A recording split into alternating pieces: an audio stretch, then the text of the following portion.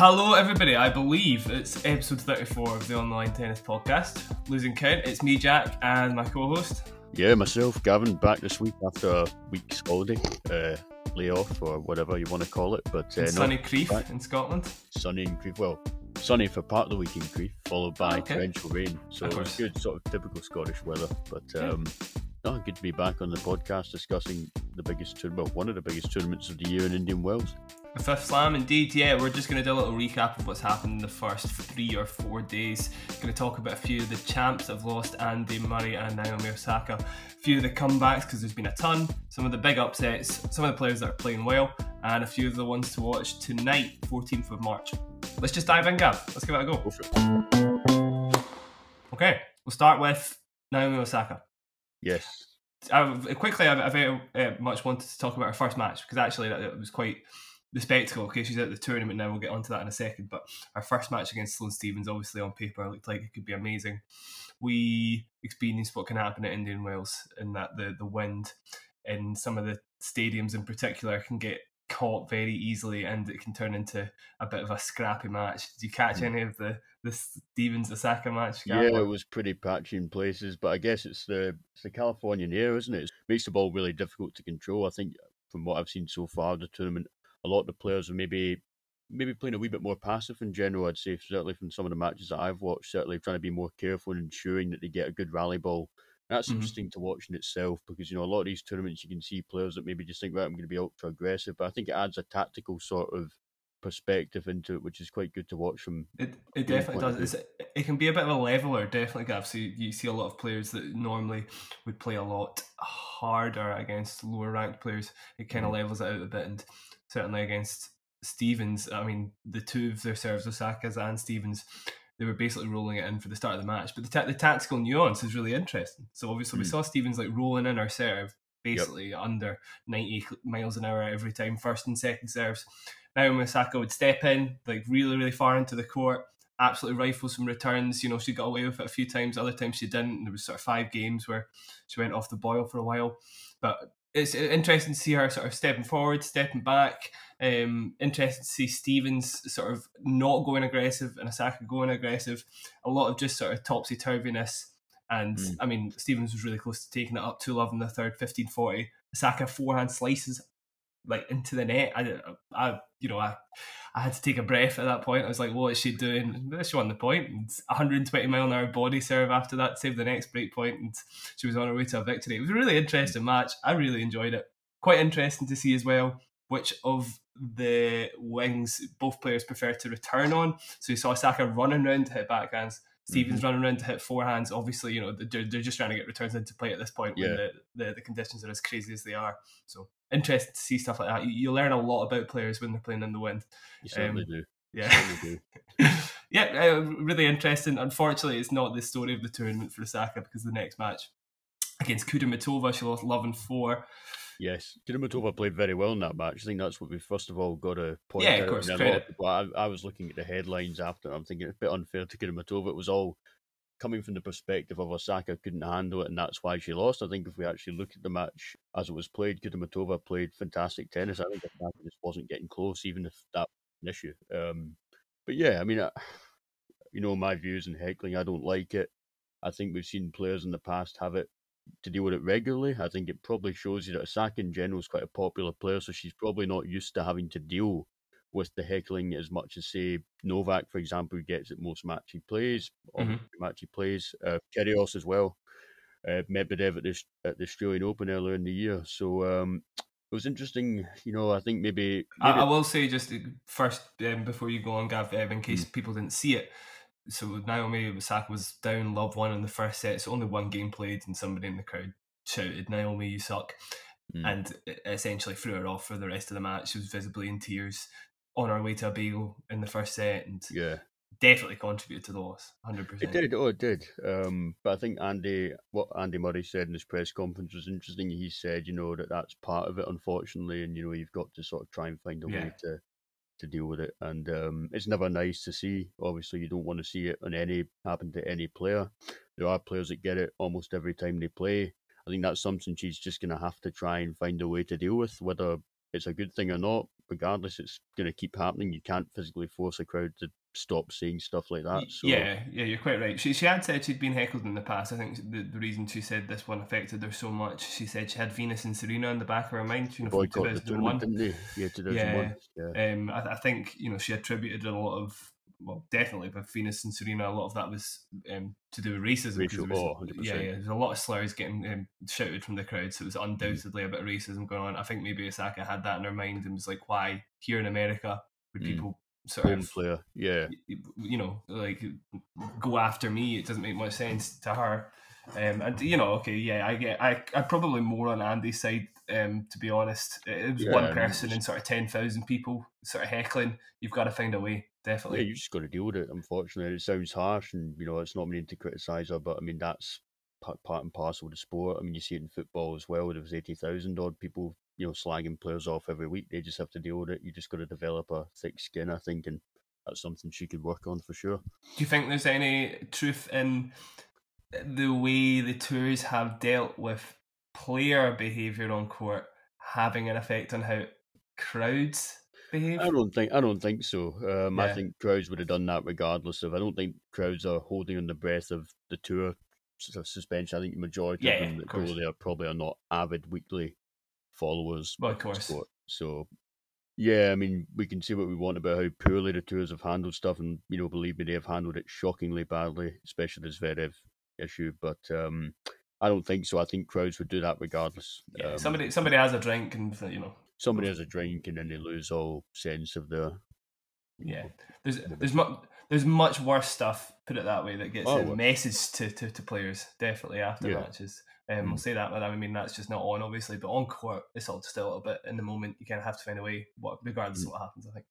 Absolutely. A bit more on Andy Murray, I think, Gav, because I think for once I'm quite keen to talk about Andy. I thought this week was quite good, considering obviously it was. Yeah, we talked about with Scott about Lendl last week. We were expecting not big things, but maybe just at least a little bit of a renewed sense of purpose, a fresh start for us fans as well. Something else to latch on to, and certainly his third meeting with Taro Daniel this year. I think there was a lot of positives to draw. Definitely. Yeah, he did. Actually, especially deep in that third set, it was Daniel that was looking the more tired of the two players, which I found quite interesting. Like, Daniel looked absolutely knackered. Like, he looked like he was properly being put to the ringer, whereas Murray just looked like, Andy Murray, usually himself, which I found fascinating, actually, because you think, we've been doing so much about Murray's injury and stuff and how it's going to affect him physically, yet we're talking about the opponent looking visibly more tired. And maybe that's a mental strength of Andy as well. Maybe it's a skill that he's got to sort of being able to mask how tired he is. Better than Daniel. That's maybe something we could say, but definitely excellent. I mean, he was a breakdown in that final set, and I was thinking, this could be another close but no cigar defeat. But he turned it round. He's Andy Murray at the end of the day. He's got the mental capability to do that. You certainly can't question his fight on the court. So excellent, really good win for him. The play of that third set for me, Gav, break point down 4-all. A second serves to Daniel's forehand with him leaning to the left, and brave. Unreturned. Obviously brave, and then if Daniel had laced a forehand return, we'd be like stupid. But this time brave, definitely. Side of bravery this time. Yeah, exactly. We'll go. I mean, it's definitely a testament to Andy's awareness of tactics on court, and it's brilliant stuff. That was his 700th win. We'll keep it positive before going on to Bublik. I forgot to say that. Such a massive deal. Only 3 active players, obviously, you know who they are, that have got over 700 wins on tour, and 17 players in history with more wins than that. 14 more wins, and he'd be above Boris Becker. So loads more to go for Andy. The second match, though, yesterday between him and Bublik, this was a bit more like last year, Gav. I'd just say, we had this sort of pattern of play where tight first set, dip in the second, loses in straight sets. I thought that was done, to be honest. There was some positives, though. I mean, first and foremost, it was an excellent match to watch. I think, with Andy, he did have chances at the start of that first set. We saw he had a couple of poor returns I thought that he could have done better with. I think the real killer really was the tie break. He gets back into it. I know. And Bublik hit the double fault, and I thought, right, he's got him here from a mental point of view. And obviously, that was the most frustrating part for me, because the fact that he'd been able to sort of, he hadn't taken his chances at the start of the first set, but he was able to get himself back into that tie break. And remember the incredible return that he hit to save set point. I mean, that was ludicrously good. I mean, it was just... I thought he had it for sure, and I there was had him there. Yeah, but testament to Bublik as well, because Bublik, I think maybe a year ago might have thought, well, that mentally just crumbled. But I think him winning a title this year has maybe mentally made him a bit stronger, and he did show that to win that first set, and then in the second set he kept his focus as well. So which I was surprised at, I've got to say. Yeah, I was surprised how disciplined he was. Okay, there's still the usual poor drop shot where you're thinking, what the hell is he doing? At the same time, drop shot and pass combo on set point in the first set, that's what actually kept him in it. I mean, exactly. He admitted himself he was a bit lucky. He actually said, I don't know if you saw that after the match, he's lucky he's 10 years younger than Andy, which I'm sure Andy probably didn't like, actually. Okay, I'm sure it was meant as a compliment, but there's no way Andy wanted to hear that. Still, I think he was, he meant it as a compliment. He's always a really nice guy at the net. He definitely didn't mean it as a slight. He was just saying, he did actually get a bit lucky in that first set, because 0 for 6 big points as well for Andy. So a little bit. You're quite right though. Plenty of positives. I'm definitely, because I didn't expect him to play well at Indian Wells, Miami. This is looking good for Miami. Definitely. Obviously, this is one of the best draws he's going to have in years, but not even thinking about that. It's fine.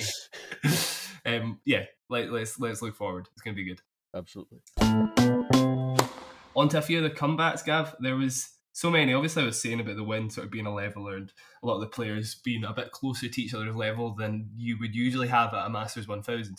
I mean, I think there's a lot to be said for that, because there's a lot of players who would take an early lead and would eventually lose it. And I mean, I can rifle these off. I'll just run through a few of the highlights. So I don't know if you saw Chris Eubanks saving match points against Max Cressy, but that was clutch. That was so clutch good. Player. Obviously, Eubanks, one of the most likable players on tour, might still be outside the top 100 though. He's been, he's got the weapons to succeed, I think, at a higher level. Definitely, I mean, a one-hander straight at Cressy on one of the match points to save when he came into the net. There was a couple of other ones, a serve and volley as well, or forehand approach and volley even.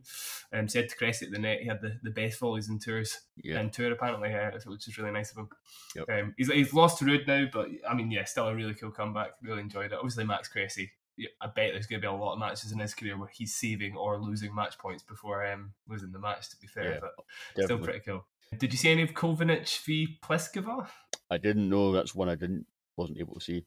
Not a terrible loss for Pliskova. 6-2, 5-2 up, but actually it was her first match since Indian Wells last year. So with the fact that she went ahead at all, credit to her, definitely. I mean, I would say it's more about Kovinich's raised level than Pliskova. I wouldn't have expected her to win that match anyway. So similarly, Borna Coric had been off the tour for over a year. Yeah, getting to 5-3 against Alejandro Davidovich Fokina in the third set. Pretty massive deal, I would say. Obviously, there was the bagel in the second set, but that's to be expected, definitely. I think definitely positives for Coric. I quite like him. I mean, obviously, I think he dissed Andy once, but apart from that, he's quite likeable. He's the next incarnation of Marin Coric, isn't he? Yeah, exactly. I mean, he's probably got a few pluses on Marin Coric. He does now. Yeah. The backhand a wee bit for sure. But hopefully, I just hope he doesn't get injured. You don't like to see that from anybody, definitely. So, no. Another one, Fernandez v Anisimova. This is weird. I've never seen this happen before. Up a set, 5-4, 40-love for Anisimova before Fernandez broke serve in that game. Brought it to a tiebreak. Fernandez didn't lose a point in the tiebreak. And then Anisimova explained to the umpire she was feeling ill, rushed off the court to everyone's shock and horror, and wasn't heard from again. Anything to do with Darren Cahill? Maybe obviously she split with Darren Cahill, kind of inexplicably, very recently. That's inexplicable. That's like something you'd see, I don't know, like the junior level or West Scotland Summer League level, maybe. Obviously, though, they're 20 and 19 years old. It's quite bizarre. You kind of forget that. She is very young. Obviously, she seems mature. I don't want to draw any conclusions without knowing the whole story. But it's still very bizarre to see somebody have a lead like that and then just run off court after never to be seen again. Yeah, I'm sure there's reasons for it, so I won't go into it any further, but still very bizarre. One that won't surprise you, Benoit Paire v Dominik Koepfer. Yeah. Also 6-2, 5-2 up. I don't know about Benoit Paire. I don't know if it was that match in Buenos Aires. I don't know if you saw it against Lajovic when he was 5-4, 40-love up. Oh my God, yeah. I think he did one of my overheads there. He hit the overhead to the moon and then he Did somehow didn't hold, and then did he win that match though? no, he lost. He lost. He did lose that match. Lost Okay. that match. Yeah, of course As he soon did. as I saw the result, I was like, oh, he's just done in Buenos Aires again, isn't he? But Yeah, Jesus. great, I mean, he did. so much talent, and it's like you see the I talent, know. and it's just like if you could just mentally get it tougher. I know. Big, He did double fault to hand over the break, of course, but yeah, I mean, of course he did. Yeah, all went pear shaped. Yeah, I went pear shaped. Yeah, I like that. That was predictable. This next one was probably the most unpredictable. Oh, there's another one as well, of course, the big one. But this one, Muguruza v Alison Riske, was entirely unpredictable. Very, very bizarre match. Up 6-love, 3-love before losing 12 of the next 13 games against Riske. Sums up. Yeah, 2 double faults out of nowhere to hand back the first break. That's 3 in a row against Muguruza for Riske. No revenge for Garbine in the US Open in 2019. Interesting view on the psychology of a player that has got a few wins over another player in the past. So Riske said after her match, she was absolutely mortified at her performance in the first set and a half. Even people actually paid to come and watch this. She said, 20 minutes down, and I was 9 games lost. I was thinking I'm ready to leave this court. In all fairness, though, I had beaten her the last couple of times, and I did feel, despite how poorly I was playing, if I could just scrap through a couple of games and get myself on the board, I was actually going to have a chance. And that's actually how it unfolded. I think it makes a very big difference to your mentality when you have any wins over a player. It gives you that confidence, doesn't it? You know you can do it. You've done it in the past, and you can, you can do it again. Why not? Even if you're at that dreadful situation. I mean, I don't know if I could do that. I mean, 6-love, 3-love down. I know, yeah. But it's still, I just think it's very interesting that you any weakness your opponent shows you from any sort of match in a history of a matchup, basically, and it gives the other player such an advantage. And it's not really after that. How do you deal with that loss? I mean, I know, yeah, exactly. Like, how do you come back on court with any confidence? Your probably smashed there, but yeah, Riske said, very proud of the fact she managed to come through, and I've always have throughout my career, sort of scrap through matches. She meant it's never over till it's over, she said. Really interesting. It was good to watch, even though it was pretty much a capitulation from Muguruza. Riske isn't the hardest hitter on tour. I'm sure she wouldn't mind me saying that. She does scrap. She's an amazing fighter, but it was a lot of Muguruza rather than just Riske. I'll say that much. The big one, Gav. Rafa v Sebastian Korda. Yes, painful to watch at times and great to watch at times. Two sets that totally contradicted each other in the first and second sets. Korda made an awful start, absolutely dreadful start, similar to Riske probably. Couldn't find the court. And then after the first set, totally switched it on. Caught Rafa on the cold a wee bit, played unbelievably well. And then it gets to when he was 5-2 up in the third. I actually said to my brother, he's still not won this. Yeah. I'm like, do you remember the comments he said at Roland Garros about him being the idol? I think we're going to see I think he's going to start stopping playing the ball and start playing the man. I think that's sort of what happened there.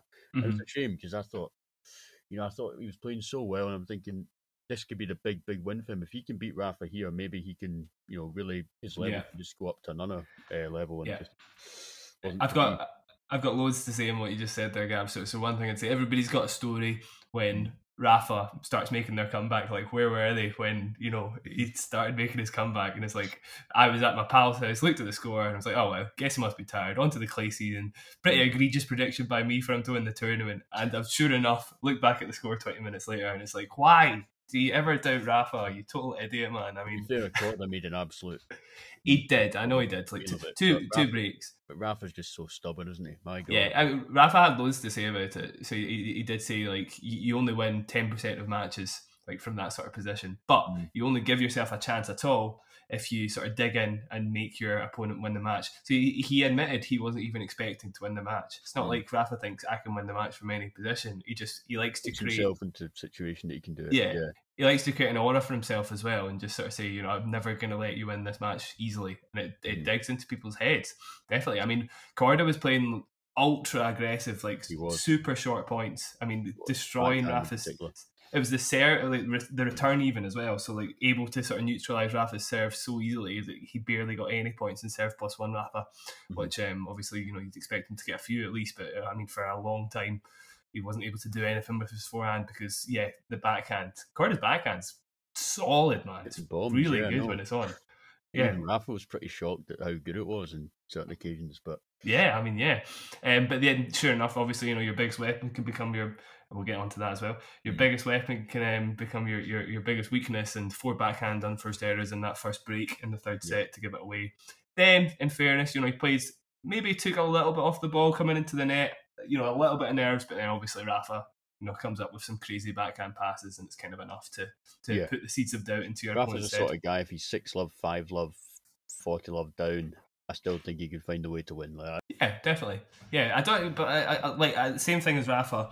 I wouldn't expect him to win necessarily, but he would definitely give it his all, and that's basically what he's trying to say. You'd probably say, yeah, come back. Yeah, he is just on a side note. He is now out of Miami.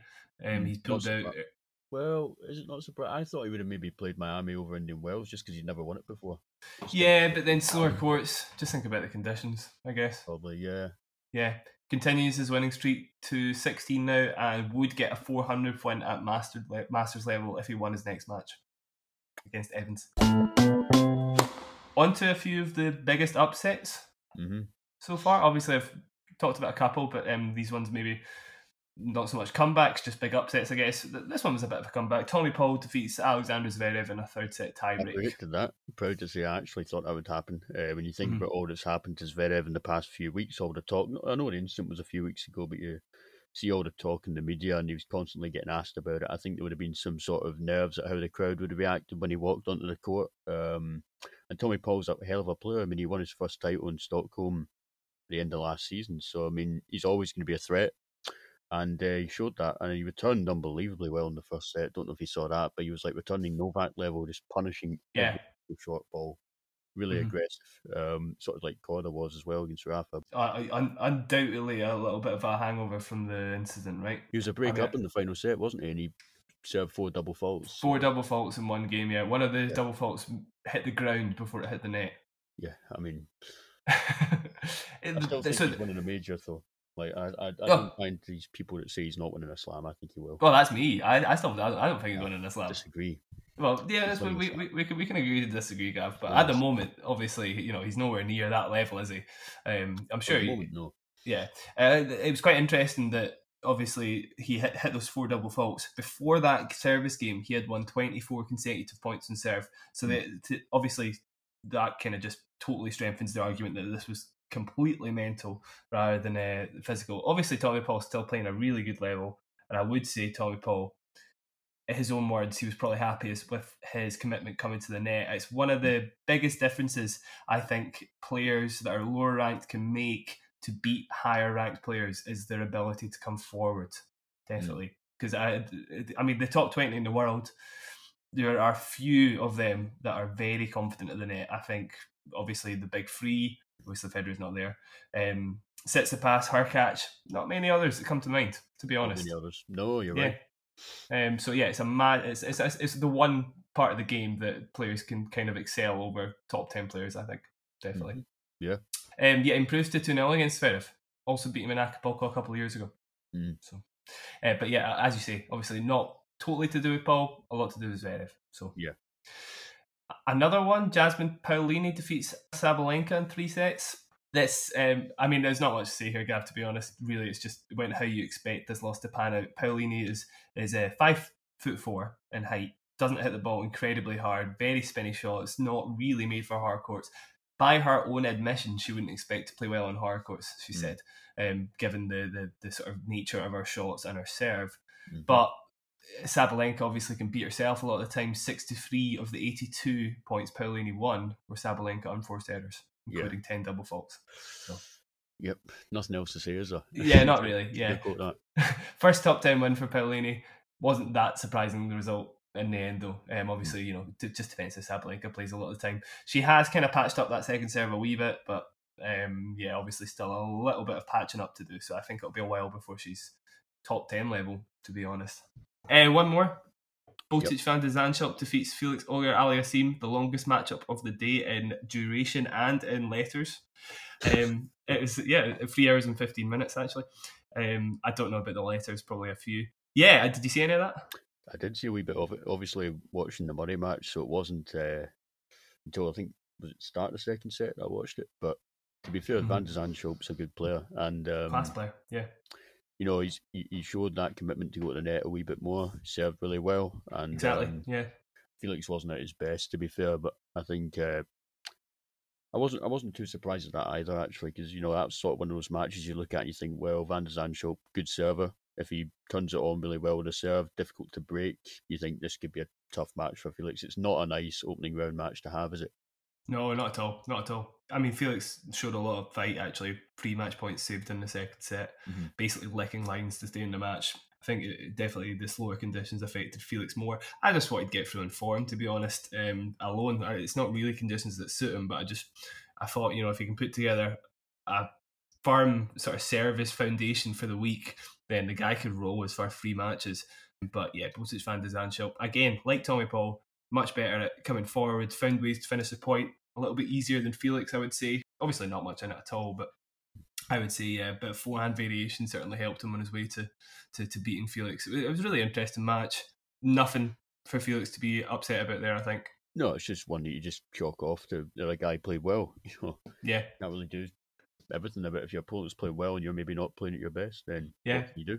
If it was a 2-2 loss, you know, maybe but it was a good loss. I think you'll be happy with that. If there's such a thing, yeah. I think he's pretty a mature guy. He's got a good outlook, doesn't he? And certainly, Tony Nadal will probably help him see the light of that match as well. Yeah. Interesting question before I move on to the players that are playing well this week, Gav.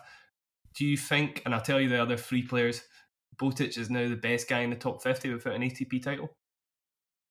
I can give you the other 3 players. Krajinovic is up there, I think. Yeah, Krajinovic. Well, so we've got Alejandro Davidovich Fokina, Brooksby, Krajinovic, and Harris. Actually, the problem is I wrote an article about Harris, but it's season last year, and I thought I wrote at the end of the article he's going to have a really good 2022 season, and he's only won his first match of the season yesterday. Happens. It's difficult, isn't it? I mean, I think probably in terms of in 10 years' time, who's going to have the most successful career? You'd say Brooksby now. Yeah. So if we're judging it by level right now, you'd probably say maybe just Harris, maybe. If you're talking about recent form, I'd probably say Harris. But it's one of these ones where, you know, Krajinovic is a very solid player, but what weapon would you say he's got in his game that's really going to consistently trouble players? None. Yeah, there's a reason he's went, 27, 28 odd years without a title. Brooksby maybe needs to improve his serve a wee bit. I mean, he's only 20 though, obviously, isn't he? Yeah, he's got time to develop. Harris up and down, and Van de Zandschulp probably put into the up and down as well, though he's been in the upward trajectory recently. So they're all kind of sort of similar reasons as to why they've not won a title. Davidovich Fokina, the serve, I think, is the big problem. Definitely, yeah. Right, moving very swiftly on to a few of the players that are playing well this week, because that was just a who's who of who's had a fucking difficult week, basically. We can talk about a few of the players who are actually sort of rolling quite easily. Medvedev's got to get a shout out. 23 of 26 previous number ones had won their first match as number one. Medvedev now improves that to 24 of 27 with a very tidy match against a potentially tricky opponent in Thomas Maček. Yep. He was playing really well, actually, that guy Maček. Incredibly aggressive player when he starts hitting it well. I would just say Medvedev was so tidy, able to absorb anything Maček threw at him, basically, for a pretty tidy 3-2 win in the end. I was really impressed with Gav. I don't know if you were. 100%. He played really aggressive as well. If you look at his baseline positioning, he was playing inside the baseline a lot, taking the ball a bit earlier. And, Maček, I think it's Maček, I don't know how you pronounce it. Maček. Yeah.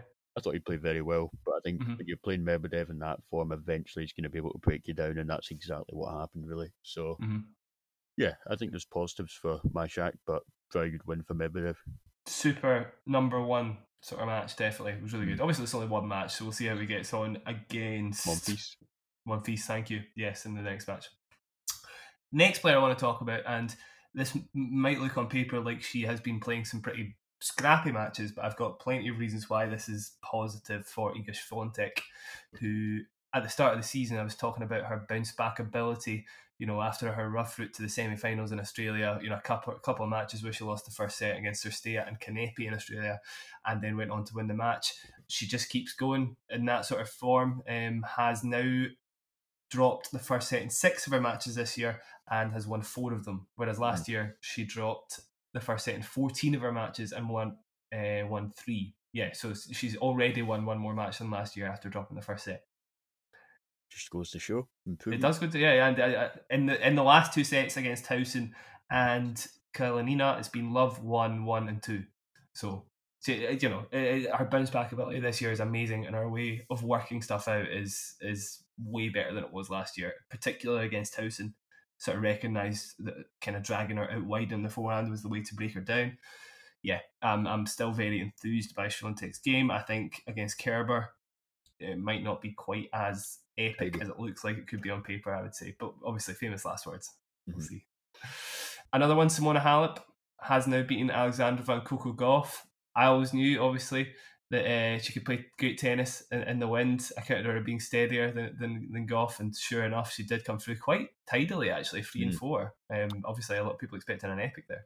Yeah, it's one of those matches that went under the radar. I think there was so much going on over the past few days. It's like, God, they're playing as well. It's like, this shows how many great matches were on at the same time.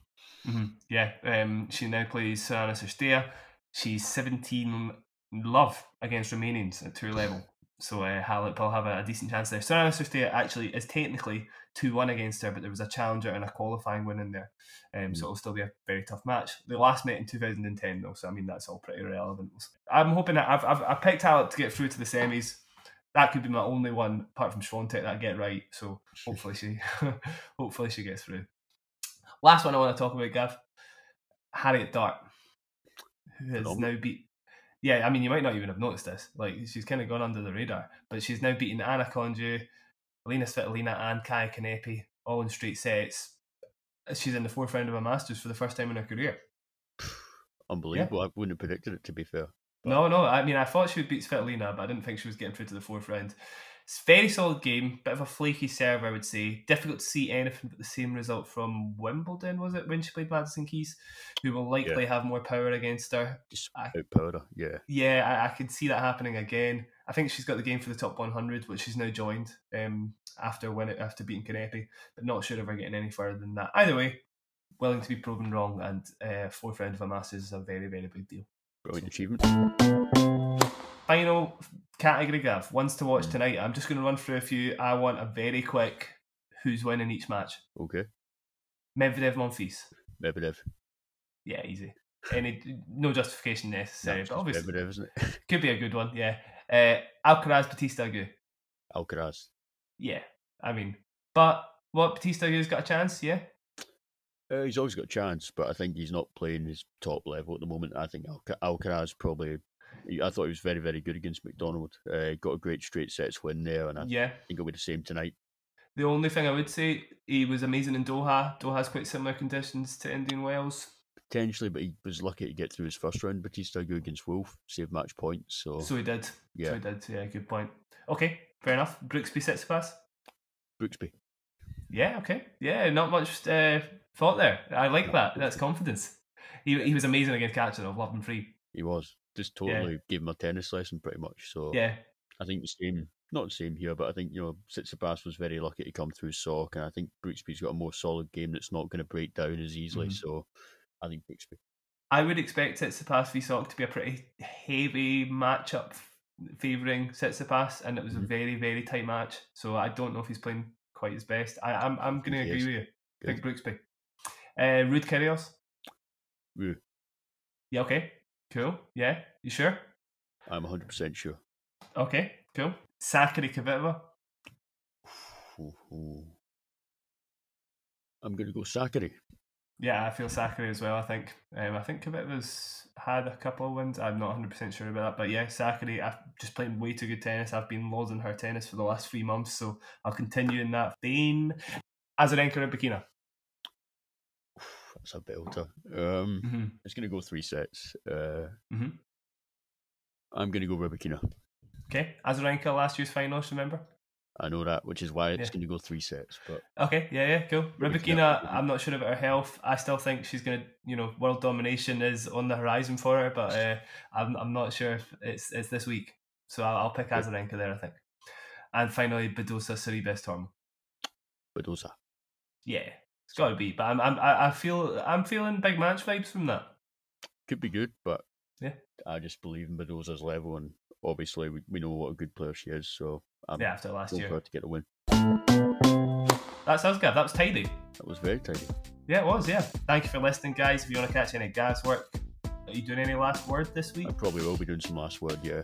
Cool. Okay, catch some of Gav's articles on Last Word on Tennis. Please catch my own work at jackedward.substack.com. Thank you very much for joining us on the All Knowing Tennis podcast. We'll catch you next time. Thank you.